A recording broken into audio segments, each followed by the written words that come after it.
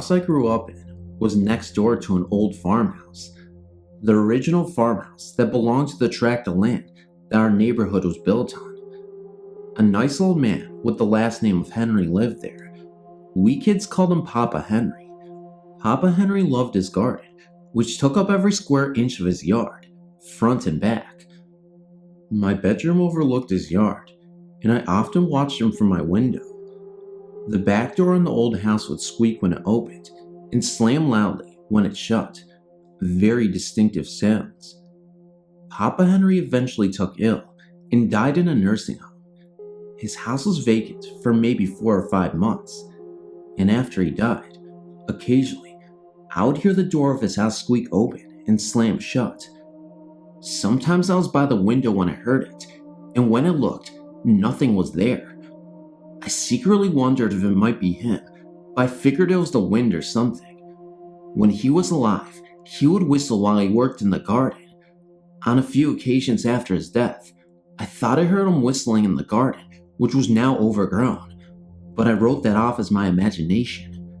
A family with 2 girls bought Papa Henry's old house. Both parents worked, so the girls were alone at the house, maybe until 6 p.m. or so each night.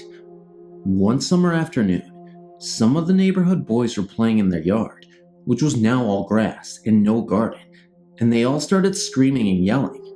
They said they saw a round thing float past one of the upstairs windows, and then they heard what was described as a ball bouncing down the stairs. Both of the girls and their dogs who lived there were outside with the boys, and their parents were not home yet. The house was definitely supposed to be empty. I did not believe them, nor did I believe one of the girls when she came running over to our house one afternoon, insisting that she heard someone moving around in the house. My dad went to check it out and found absolutely nothing. Eventually, I became good friends with one of the girls, Heather, and spent much time at their house. We were in 5th or 6th grade, I can't remember exactly. The Winter Olympics were on TV, and we were watching the figure skating competition. The announcers were annoying, so we were watching with the sound completely off. Me, her, and her dog were really the only ones in the house, and we were all in the same room. While watching TV in silence, I heard distinct footsteps coming down the stairs. They were real. I counted each step as I heard it. I was not scared because I thought it was her dad. I looked at Heather, and she just sat there like she didn't hear it. I said to her, "I just heard your dad come downstairs." She looked confused and I insisted, "I just heard someone come down the stairs." She got scared and said, "We are alone in the house." We fled in terror, and again, my father checked the house and found nothing. Heather did not hear the heavy footsteps that I heard, but she believed me because she had heard them on other occasions when no one else did. She also went on to tell me that many nights she would see a black dog come into her room, walk around the room, approach her, lay down, etc. The family pet was a big black dog named Babe, so she assumed it was Babe and was not scared by it. One night, the black dog approached her in bed, and she called her dog's name, Babe, and she heard Babe stir in his sleep from across the room. She got very scared, because if Babe was across the room, then what was this black thing in the shadows moving around right next to her? She said she saw a lot of black shadows moving around her room, and she would just try to ignore them. After they moved out of the house, a new family moved in with a little girl that I would babysit for. Their TV room was right at the bottom of the stairs, where all the ghostly footsteps were heard, and sometimes at night, I could feel something standing in the dark at the top of the stairs. I prayed to God and begged the spirit not to terrorize me. If I had heard those footsteps while I was alone in the house, I think I would have lost my mind. When I was 4 years old, we, mother, father, and myself, moved to a small house in what I considered the country. Moving from the city to the country at such a young age, and being an only child to boot, I became a little lonely. With no other children my age to play around with, I spent a lot of time playing outside. That's when I met Tommy. He was a year older than me, but he was lonely too, so we quickly became the best of friends. Our house was located in a hollow, about 1/4 mile off the main road.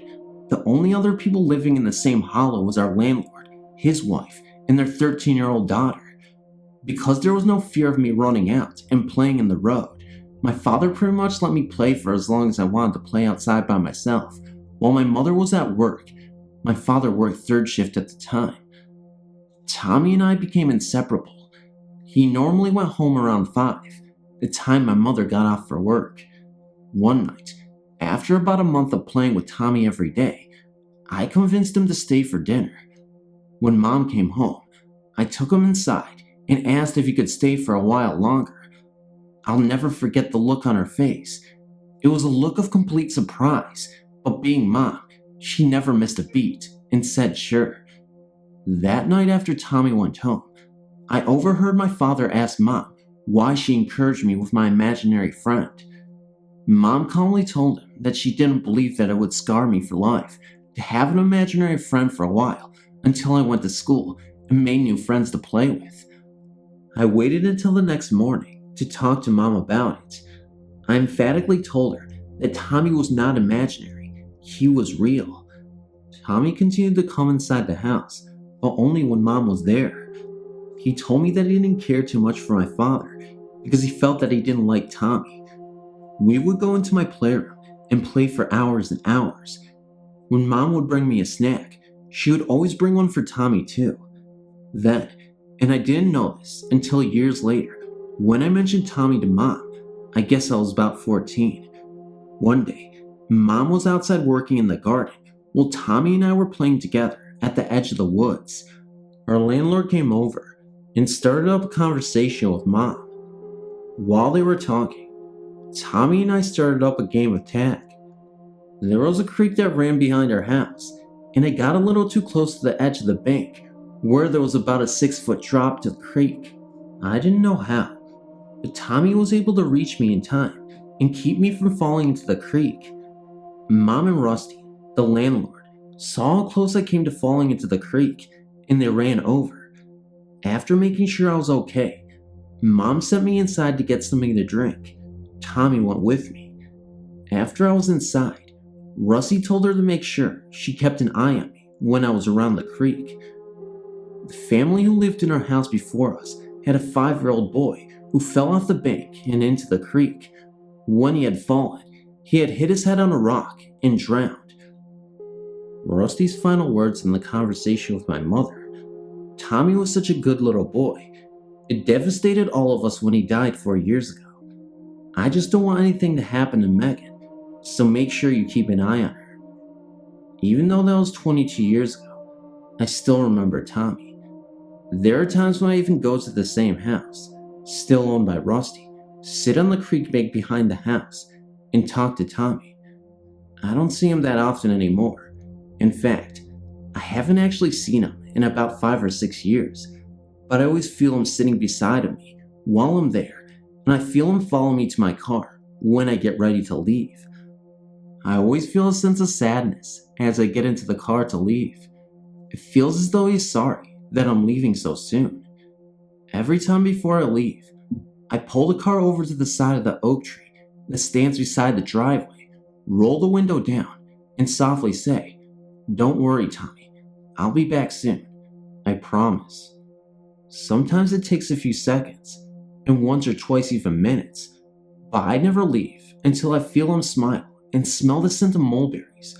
We used to climb the mulberry tree together in the backyard.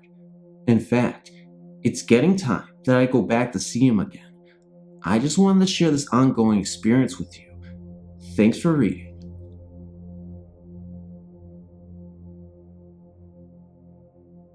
Hoodies is a small community in McNairy County in the southern part of western Tennessee.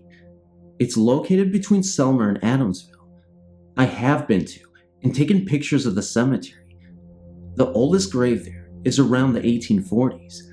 I've also been there at night, several nights, with my grandmother. Once, we talked to one of her good friends that grew up in Purdy. People say you can go there at night and hear sounds of old Confederate soldiers. Also, many people have witnessed the ghosts of slaves They're forced to bury the dead. Many locals don't go there because they are afraid of the cemetery.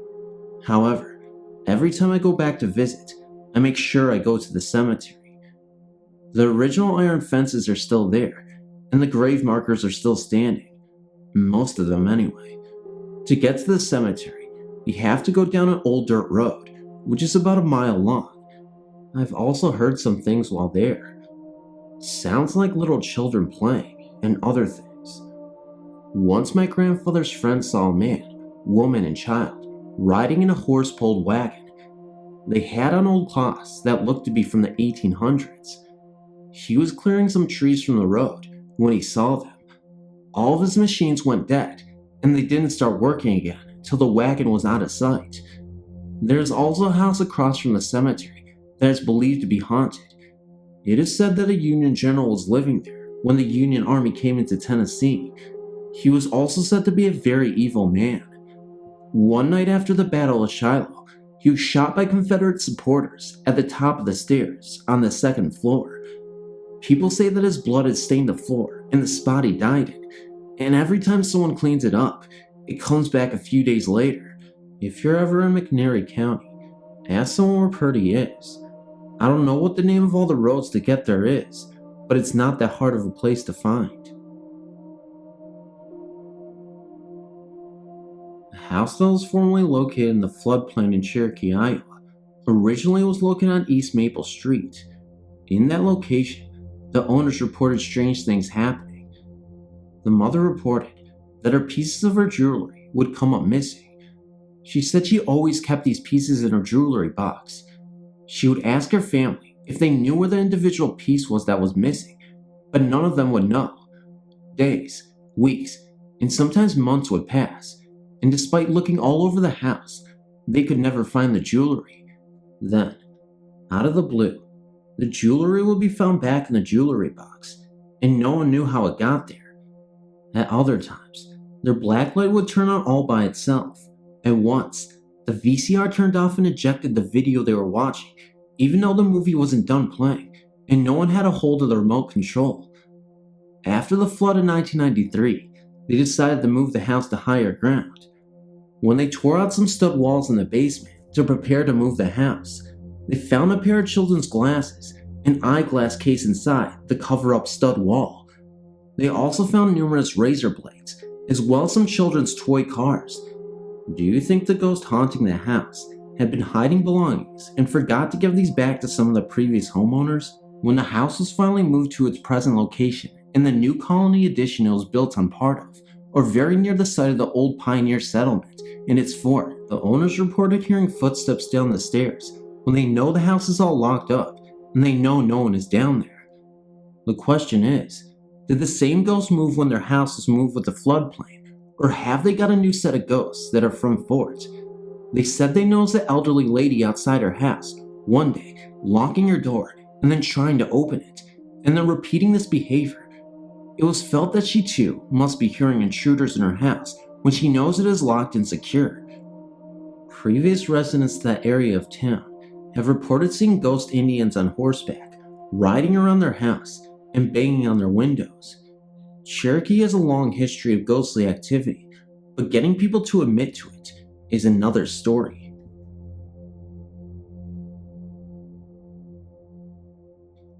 When I was 10, I used to live in a small town with unusual occurrences. It was in this town that my parents bought their first home. Anyway, I think the thing was haunted, and I think it was one of those non-human spirits mentioned in this website.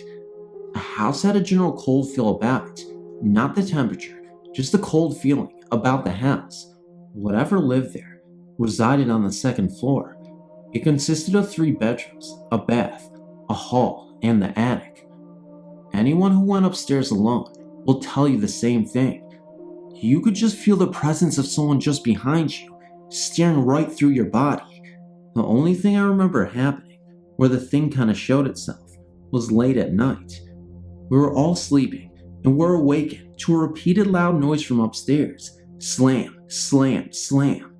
It was the window at the top of the steps, opening and slamming over and over. My dad told me it was the wind, but his face said different. I've never even seen the wind open and close a double-hung window.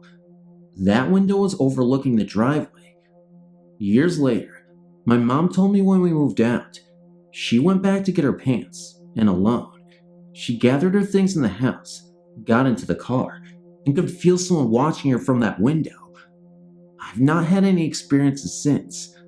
I came across the site and thought the story might interest someone. Just remember that when you're in a ghost house, anything goes. And remember, in a small town like this, you better be prepared because you might have some unruly visitors. 3 weeks ago, my young stepson-in-law met an untimely death, leaving several young children fatherless. His death had brought back memories of 27 years ago when a close friend's common-in-law husband took his own life after several hours of a standoff with a friend and a cop, pleading for him not to take his own life, or that of my friends and their new baby, just 4 months old. I'll never forget the experience I had in my friend's apartment after his violent death. We lived in a small town in New Jersey where all this occurred. My daughter was just 2 months old when F died. Several months after F killed himself, me and several other friends finally convinced my friend, who we'll refer to as K, to go out on the town. After all, she was young and still grieving hard for her lover and father of her child. Kay found a babysitter for our babies, and we advised her that we would be home from the club at around 12:30 a.m. We were about 20 minutes late in arriving home, and the babysitter was very agitated. Not so much that we were late, but from the experience she had in the apartment. She'd gone to the kitchen to check the wall clock and noticed it was 12:30 a.m., and she was not alone with the babies. A man's ethereal figure was sitting at the kitchen table, staring at the clock. Though I was a bit nervous and unnerved by her story, Kay took it calmly. It was proof positive that F hadn't really abandoned her and their baby. F was awaiting our arrival at the time we'd said we'd be back. Several months went by, and she arranged for me and some other mutual friends to come over for a get-together. I got a ride there and was assured getting a ride home, and it wouldn't be a problem. Well, sorta. The night wore on, and slowly, everyone started falling asleep from exhaustion and beer, except me. I was stone cold sober. I finally gave up on trying to get anyone to take me and my daughter home. No one wanted to brave the cold, blistery winter weather. It seemed fruitless to keep trying, so I headed for the master bedroom where the babies were sound asleep. My friend's son lay asleep in his crib, and my child on the larger master bed. Just moments after laying down next to my sleeping baby, the room got severely cold, as if the window had been opened wide. It was January or February. I thought, this can't be. No one is in this room to open a window except me and the babies. I snuggled further under the covers and tried to get warm. Moments later, as I lay there pondering how this could be happening, the end of the bed sank down as if someone sat on it. No one had entered that room in the normal, physical sense. Somehow, despite being frozen with unnatural cold and fear, I managed at some point to fall asleep. Daybreak came, and I didn't have any trouble convincing the others who had been there the previous night that what I experienced was for real. I never did spend another night there, or experience any more supernatural occurrences in that apartment house. There have been several very other spooky occurrences at other residences over the years, like a poltergeist that would not leave me alone for 2 weeks, but none that had the impact that this experience did. I found it rather peculiar that just a few years ago, I was relating my poltergeist experiences to my brother, and he started laughing. His explanation was that he'd been having out-of-body experiences and was visiting me during that time period, but he could not explain the distinct presence of a large dog walking from room to room. To this day, that experience leaves me with my hair standing on end whenever I think about it. It certainly wasn't my imagination. My husband would blare the radio in the bedroom and yell, "Ghost, come on, you need a wood shampoo." He kept a 2x4 plank alongside the bed in case the visitor ventured into our bedroom. It didn't. In its presence, and very audible walking and closing of doors, never seemed to disturb my toddler's sleep. Hey everybody, I'm a little tired right meow, but I'm meowing about to let you guys know that I turned into a cat, so you won't be doing any narrations anytime soon, right, Phantom? I don't know, I may be doing some, just as a cat, so that'll be the only thing that matters. I think if everybody turned into a cat, there will be world peace on this earth, and nothing will ever last that was violent. But then there won't be any horror stories, so I guess we shouldn't all be cats. Comment below and let me know if you're into cats and if you want a cat to be your spirit animal. Don't ask, guys. No, seriously, guys. But thank you so much again for letting me be your narrator. Comment, like, share, really support this channel as much as you can because, I'm a desperate motherfucker and I really need your help. And I'm probably going to get demonetized for saying that, but whatever. I guess the days of like being family friendly are over with my channel. They never were to begin with. Anyway, guys, comment, like, subscribe, share. Hope you enjoy these stories, and I will toodaloo as fast as I can. See you later. And remember, if you do have any contrabands, remember to throw it out the window because we don't need that crap.